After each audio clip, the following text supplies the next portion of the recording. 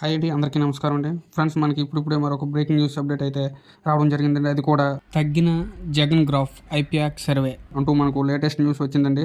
అయితే ఇందుకు సంబంధించిన పూర్తి వివరాలు అయితే తెలుసుకుందామండి.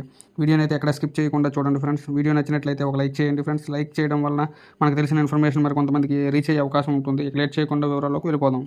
జగన్మోహన్ రెడ్డి గ్రాఫ్ పెరుగుతోందని ప్రచారం చేయాలి, మీకు ఎంత కావాలి? ఇది ఐప్యాక్ నుంచి వివిధ మీడియా సంస్థలకు, సోషల్ మీడియా ఖాతాలకు, పెయిడ్ ఆర్టిస్టులకు వస్తున్న ఆఫర్. అలా ఆఫర్ చేసే మొత్తం చిన్నది కాదు, లక్షల్లోనే ఉంటుంది.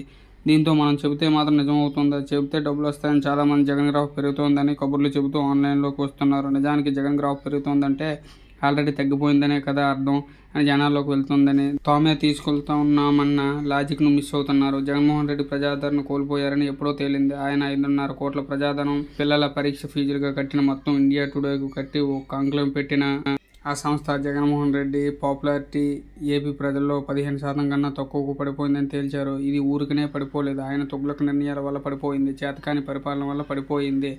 అధికారం అంటే దోచుకోవడానికి, కక్షలు తీర్చుకోవడానికి అన్నట్లుగా సాగిన పరిపాలన వల్ల పడిపోయింది. మరి ఇప్పుడు ఎందుకు పెరుగుతుంది? జగన్మోహన్ రెడ్డి గ్రాఫ్ పెరగాలంటే ఏదో అద్భుతం చేసి ఉండాలి, కానీ ఆయన చేసింది ఏమీ లేదు.